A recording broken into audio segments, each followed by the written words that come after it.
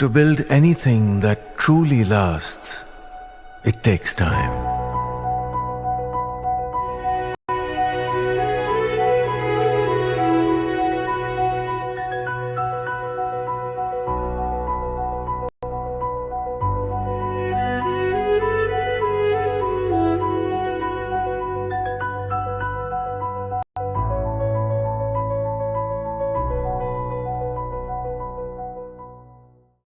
Let's now shift our focus and talk about another big story of the day. Viewers, Prime Minister Narendra Modi has added another feather to his hat. Today, he has completed 4,078 days in office, surpassing Indira Gandhi's record, making the Prime Minister the second longest serving Prime Minister. Now, Indira Gandhi had remained in office for 4,077 days, being in power from 1966 to 1977.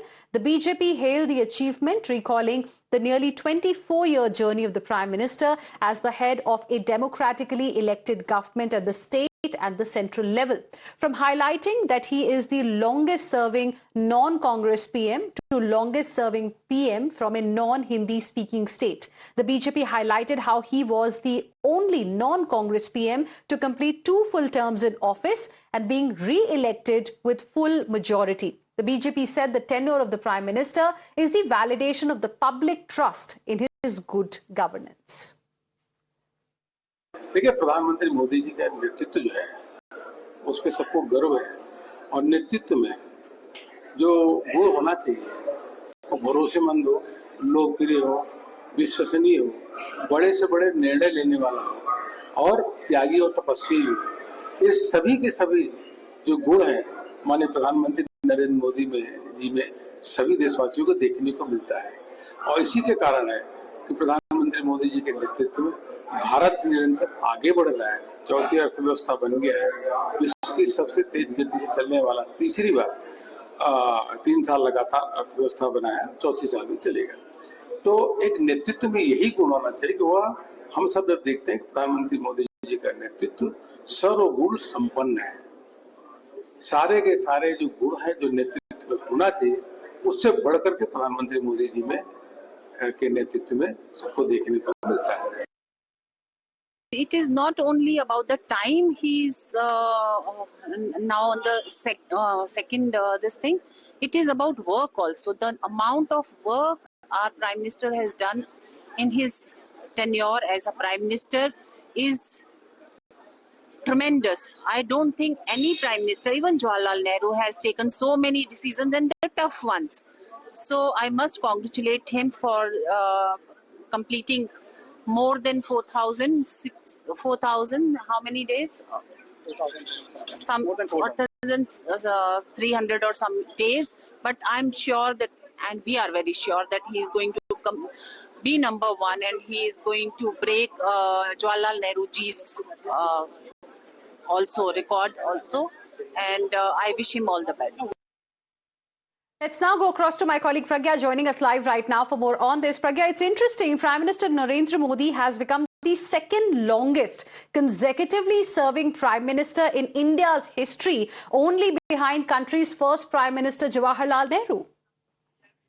Absolutely, and this is about the being the consecutive Prime Minister for the longest time. In fact, not just that, he is the first and only Prime Minister to be born after India's independence. And longest serving non-Congress Prime Minister, absolutely. And this also, the credit also goes to the not just him being and the BJP being the political party, but his policies and his aura and his charisma in the public. Many of the BJP leaders believe that he is, in fact, have become an epitome of the politics of development. And this probably is the reason why he's very much liked. And in fact, the kind of pride that he has instilled in the people of the country by saying that, take pride in your culture, take pride in your heritage. And he has wore those words on his sleeves when he went abroad. And in fact, we have recently seen that when he went to many nations, he was greeted in an Indian traditional manner. In fact, the MPs wore Indian dresses. So all of that also contributed to his popularity, and he is the first and only non-Congress prime minister to get re-elected twice. Also, there are many accolades to his name right now. He being the first sitting prime minister since Indira Gandhi to get re-elected with a majority, and not just twice, but also this is the third time that he became the prime minister. He is the only leader in India among all the PMs and CMs to win 6 consecutive elections as the leader of the party, starting from Gujarat 2002 to 2024 as the national elections. Right. Pragya, request you to stay on with us. In fact, we are getting reactions from the opposition as well. While the BJP is highlighting it as an achievement, the opposition mocked the milestone, claiming this tenure is only going to be remembered for the suffering that the people faced during the last 11 years. Prime Minister became the longest consecutive serving Prime Minister today. How do you look at that? India is suffering. Youth are suffering. Unemployment has risen. Vikas has happened to Mr. Adani. Congratulations to him, but unfortunately, he is only the Prime Minister of one section of people. It's quite unfortunate. A Prime Minister should be inclusive, and he should be serving all kinds of people. He shouldn't divide the country and rule for one section of people, which is not acceptable. And if he's ruling like that, as I said, congratulations to him.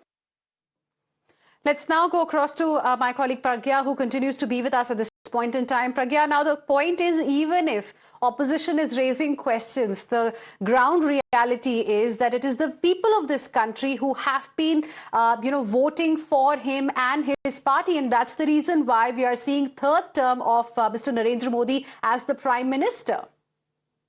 You're absolutely right. And in fact, when Prime Minister speaks, it touches the nerves of the common people.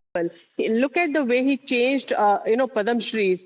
There are many common people who have achieved a lot in their lives, and they have been respected now. They are the people who are being rewarded now. Not just that. Look at the renovation of the temple. It's a Hindu majority country. Many of the people who have been looking at, construction of Ram temple, renovation of Kashi Vishwanath, all of that has been done during his tenure. Not just that, sabka saath, sabka vikas, because opposition have always targeted him on being non-inclusive.